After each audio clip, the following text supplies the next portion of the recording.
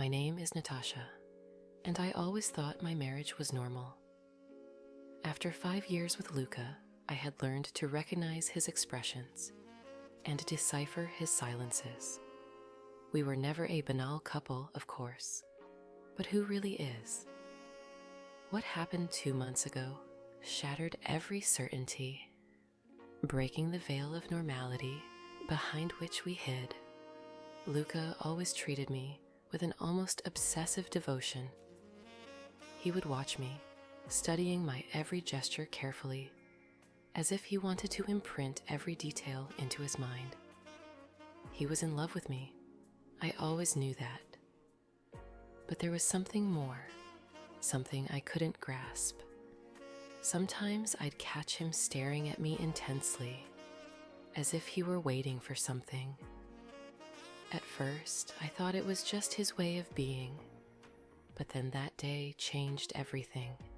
It was a warm June evening, the sunset painting the sky with hues of red and orange. I was tired after a long day of work and just wanted to relax on the couch with a glass of wine. Luca was already home when I arrived, sitting at the kitchen table with a glass of whiskey in his hand.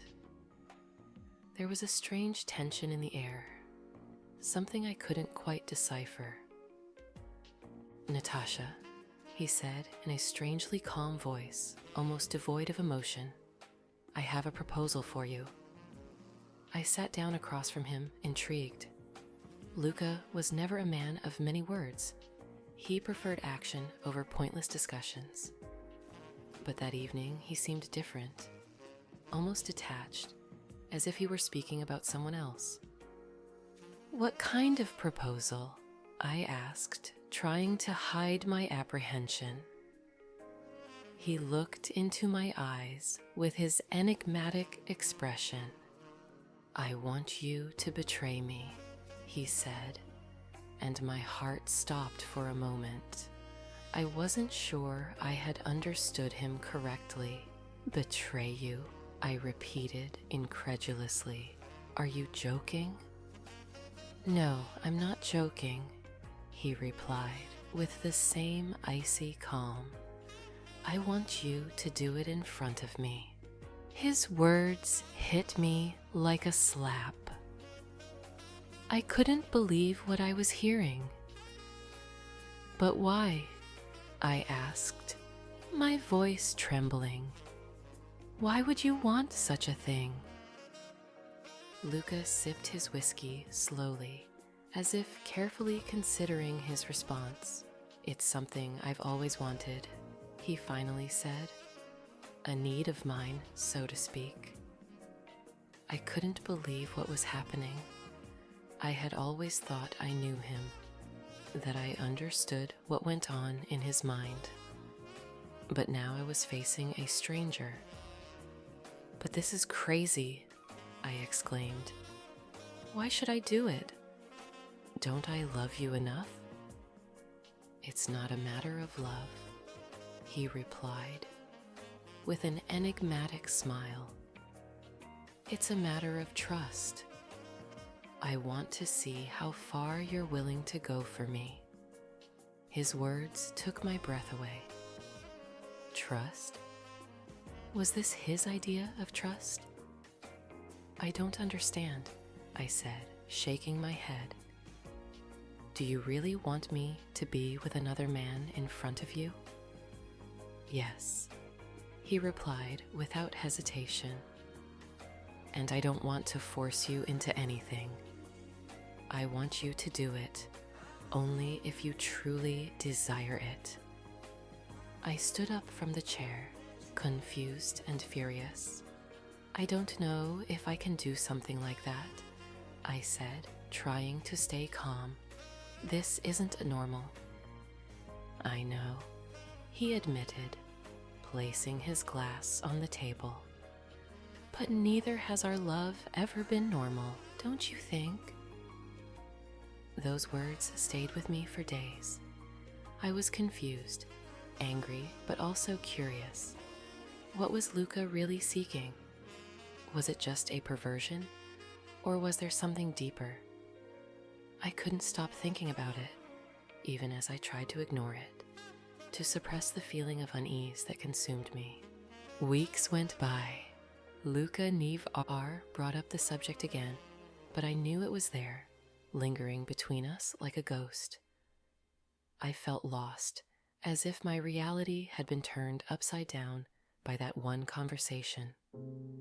There was a part of me that was tempted, I admit, a part that wanted to discover how far love could go, or perhaps my husband's madness.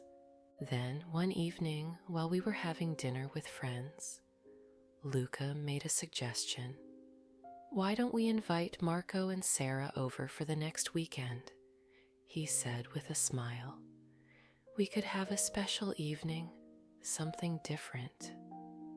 Marco was an old friend of ours, one of those charming types who immediately capture attention. I had always been attracted to him, even if I had never admitted it, not even to myself. Sarah was his partner, a beautiful, confident woman who seemed to fear nothing. I accepted the invitation without thinking too much. Maybe I wanted to test Luca's intentions, or maybe I was just curious to see how the situation would unfold. The weekend arrived, bringing with it a palpable tension. I had chosen a tight black dress, perhaps a bit too provocative, but I wanted to feel beautiful, desired. Luca made no comments, but his eyes followed me everywhere. Marco and Sarah arrived on time, bringing a bottle of wine and that unmistakable lively energy of theirs. The evening started normally, with laughter and light conversations, but as time went on, the tension grew. I felt Luca's gaze on me, like a flame burning my skin. I had drunk a bit too much, maybe to calm my nerves, to give myself the courage to face the unknown. And then it happened. Luca stood up, and with a voice that seemed to come from another dimension, said, "Natasha, why don't you show Marco our little secret?" The room suddenly fell silent. Marco looked at me, confused, while Sarah smiled, as if she knew something I didn't. I felt my heart pounding faster and faster, a rush of adrenaline running down my spine. "What are you talking about, Luca?" I asked, trying to keep my voice steady. He came over to me, taking my hand. "It's time, love," he said. "Trust me." I didn't know what to do. I was paralyzed by fear and uncertainty. But something in that moment, perhaps the alcohol or my own curiosity, pushed me to take a step forward. I felt his burning gaze on me. Then the unthinkable happened. Our lips met in a kiss that seemed to blaze with desire and confusion. Marco hesitated for a moment, but then gave in while Sarah watched with a mix of surprise and satisfaction. Luca, meanwhile, remained still, his expression indecipherable.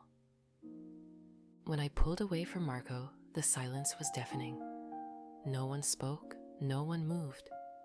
My heart was racing wildly as my brain tried to process what I had just done. I turned to Luca, expecting anger, disappointment, something. But all I saw was a faint, almost satisfied smile. "You see, Natasha," he said in a tone I couldn't decipher. "It wasn't so terrible, was it? Terrible." I didn't even know how to define what I had just experienced. I felt confused, betrayed, but also strangely alive, as if I had just crossed a threshold I didn't even know existed. The evening continued, but nothing was the same. Eventually, Marco and Sarah left, leaving us alone. Luca said nothing, made no comments. He simply kissed me on the forehead before going to bed, as if everything had been normal. But I knew that nothing would ever be normal again. Something had changed, something I could no longer ignore. Days, then weeks passed. Luca never mentioned that night again, and I didn't know how to deal with the emptiness I felt inside. Yet, I found myself thinking about Marco, about that forbidden kiss, about that moment of madness. Perhaps Luca was right. Perhaps there was something deeper at play, something we still had to discover. But one thing was certain: nothing would ever be the same. Several weeks passed in a strange calm, a kind of unspoken truce between Luca and me. On one side was the heavy silence of things left unsaid. On the other, an undercurrent of tension and desire. I felt like I was balancing on a thin wire between the normalcy of my everyday life and an abyss of unknown sensations.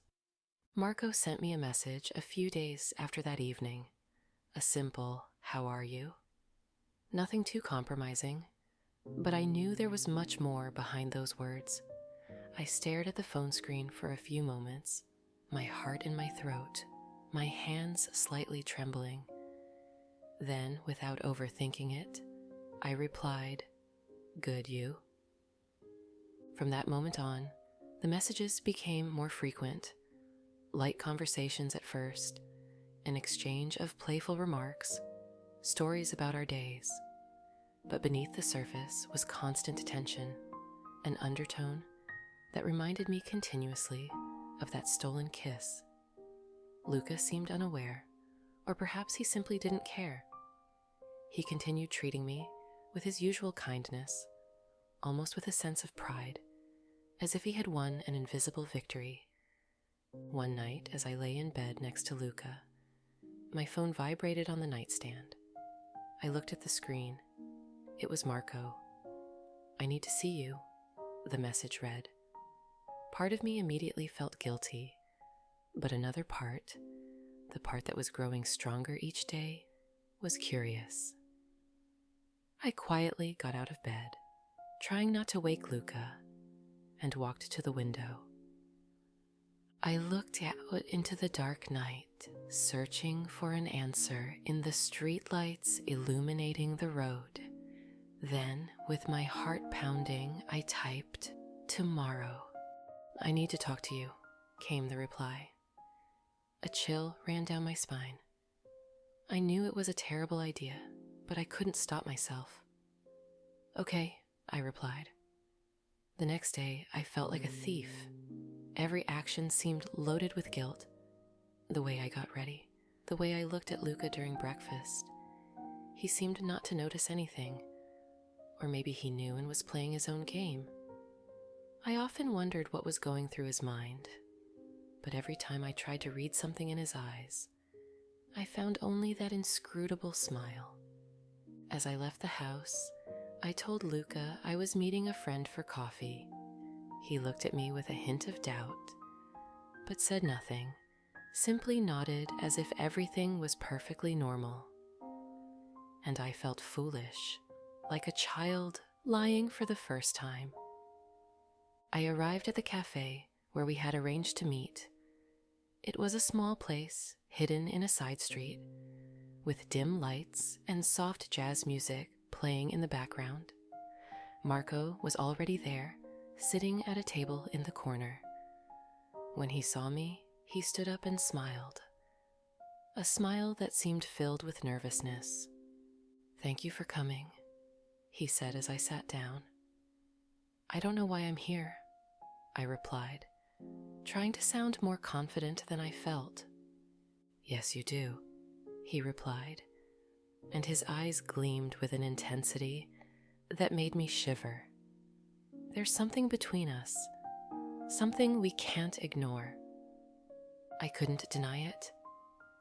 There was something, a palpable tension, that made me feel alive and confused at the same time. "But Luca," I began, but he interrupted me. "Luca already knows everything, Natasha," Marco said firmly.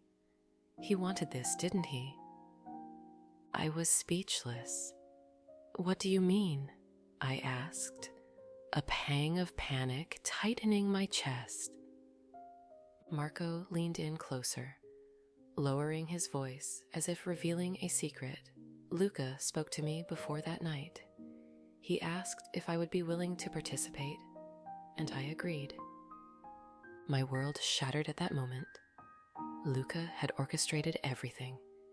He had been pulling the strings, manipulating everything like a puppeteer, and I had naively played my part without realizing it. "Why," I whispered, feeling the tears burn behind my eyes. "Why do something like this?" Marco took my hand. "Because he wants you to discover something about yourself," he said gently. "Something you might be afraid to admit." His hand was warm and strong, and for a moment I felt safe.